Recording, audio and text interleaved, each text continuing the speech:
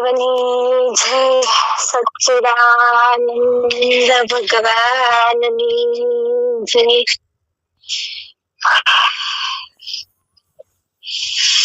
બહુ સરસ વાત કરી ગુરુદેવ કે આવા સાચા સમર્થ જો સદગુરુ મળે તો ગ્રંથિ તો ભેદાયા વગર રહે જ નહીં. ગ્રંથિ એટલે ગાઢ તો તૂટી જ જાય, પણ તે છતાંય આપણે પોતાને એમ લાગે કે હજી મારું કાંક બાકી રહી ગયું છે, કે મારે કંઈક કરવું છે, કે હજી મારો કરતા ભાવ આવી ગયો છે.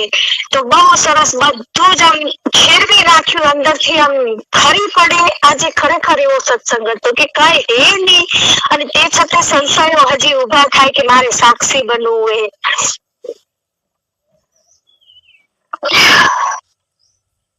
મારે સાક્ષી બનવું એ, મારી સ્થિતિ પામવી.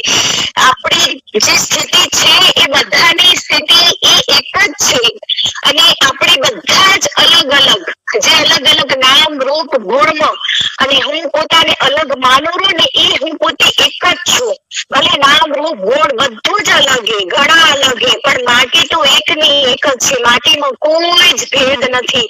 પણ કેવું આ ઉભું થઈ ગયું આપણી અંદર, કે જેમ ગુરુદેવે કીધું ને કે લાલ કપડું મણીની બાજુમાં હોય તો એના ઉપર લાલ દેખાય, તો આપણે આત્મા હોવા છતાંય આપણે જીવના ધર્મો જે છે ને એ આપણી ઉપર આપણે અધ્યસ્ત કરી નાખ્યા.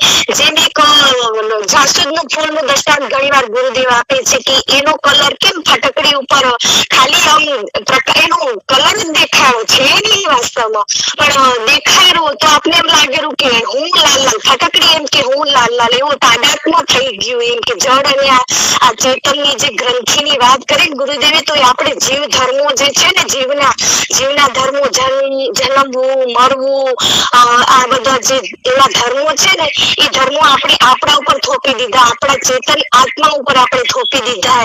એટલે આપણે જે માની લીધું હોય કે એ હું જન્મવા વાળો, હું મરવા વાળો, હકીકતમાં તો આ મોટા મોટી ગ્રંથિ એટલે જ શરીરથી છૂટા પડી જાવ. ઘણી વાર કે ગુરુદેવ કે શરીર જળ ચેતન નથી, હું ચેતન હું, તો જળ ચેતન ની આ ગ્રંથિ જે ભેગી થઈ ગઈ, ભેગું ડગલું વાગે. ઘણી વાર કે ગુરુદેવ તો ખરેખર કે હું જન્મવા વાળો, અને મૃત્યુનો ભય જોવું કેવું લાગે આપણે પોતાને કે મારું મૃત્યુ, પણ હકીકતમાં તો મારું મૃત્યુ છે જ નહીં, કોઈ દિવસ છે જ નહીં, જન્મ્યું જ નથી તો મૃત્યુ કેમ હોય. પણ આપણે આજે માની લીધું હોય ને એનામાંથી, એ માન્યતામાંથી દૂર હટી અને આપણે આપણો સાક્ષી ભાવ કેળવવો હોય કે ખરેખર આ શરીરની ક્રિયાઓને જોવું એમ કે આ ખરેખર આ શરીર મારી અંદર, આ બધા શરીરો મારી અંદર, પણ હું શરીરમાં ક્યારે સીમિત થયો જ નથી, અને હું અસીમ હોઉં, અસીમ એવી મારી પોતાની એક સ્થિતિ.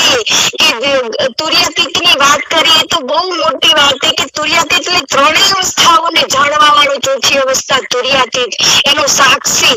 તો જાગ્રતમાં હજી આપણે પોતે સાક્ષી, સ્વપ્ન અવસ્થા, સુષુપ્તિ અવસ્થા તો હજી બાકી, પણ જાગ્રત અવસ્થાના આપણે એકવાર સાક્ષી બની જઈએ તો ખબર પડે કે આ જાગ્રત અવસ્થાના સાક્ષી કેવી રીતે છીએ, કે જે આ શરીર કાર્ય કરી રહ્યું છે એની અંદર હું મારો કરતા ભાવ આવે છે કે હું એનામાં ફસાવું છું, એવી મારી પોતાની સજાગતા હોય ને તો આપણે આપણા આત્મા છું એવું આપણે ભાન થાય કે આ હું કરતા નથી, હું ભોગતા નથી. શરીરથી જે ક્રિયાઓ થઈ રહી છે એ ગુણોથી થઈ રહી છે, અને ગુણા ગુણેશુ વર્તનથી, એવું ગીતાજીમાં પણ શ્લોક છે, એવું તો એ ગુણોથી કામ થઈ રહ્યું, પણ એમાં હું મારું કરતા ભાવ આવી જાય ને, અને જે શરીરનો ભાવ આવી ગયો એટલે કરતા ભાવ આવી જાય, કેમ કે શરીરથી જ પેલું છૂટું પડી જવાનું. શરીરથી છૂટા પડશું અને તો જ ખબર પડશે કે શરીરથી ક્રિયાઓ થાય એ પણ મારી નથી. જો હું શરીર નથી તો શરીરથી કોઈ પણ ક્રિયા થાય એ પણ મારી નથી. એટલે નિશ્ચય પાકો થાય કે હું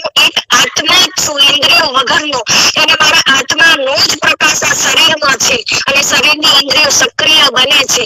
અને મેન એ છે કે જે વિષયો કીધા ને, શબ્દ સ્પર્શ રૂપ રસ ને ગંધ, એ પાંચ વિષય અને અંતઃકરણ, એ બેનું જે કનેક્શન છે ને એ ઇન્દ્રિયો છે, હકીકતમાં જ્ઞાનેન્દ્રિયો છે. અને જ્ઞાનેન્દ્રિયો એ માથામાં, આપણા આખા માથાની અંદર જ છે જ્ઞાનેન્દ્રિયો. એટલે ઘણી વાર કહેવા માંડે છે કે તમારું માથું આપી દો તો હું બતાવું 52 વાર, કે કે કેવો મારા ગુરુનો દેશ છે. તો ખરેખર આ માથું એટલે જ આપવાનું કે છે ગુરુદેવ કે જ્ઞાનેન્દ્રિયો આ ઇન્દ્રિયોથી જ આ વિષયો અને વિષયોને અંતઃકરણનું પરીક્ષણ કે અંતઃકરણની અંદર ભાવો ઉઠેરાતા ઇન્દ્રિયો દ્વારા આ પ્રકાશ આપણો આત્માનો હોય, અંતઃકરણને પ્રકાશ કરવા વાળું એ જ છે, ઇન્દ્રિયોને પ્રકાશ કરવા વાળું એ જ છે.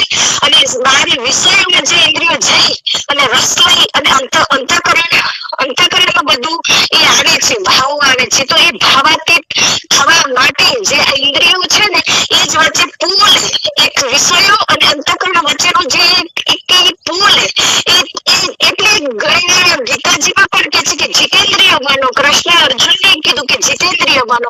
તો આ જ્ઞાનેન્દ્રિયો છે ને એ જ વધારે સક્રિય અને શબ્દ સ્પર્શ રૂપ રસ અને ગંધ એનાથી જ આપણું હું મારું માન અપમાન આ બધું અંતઃકરણમાં ઉભું થાય એનું કારણ એ જ છે.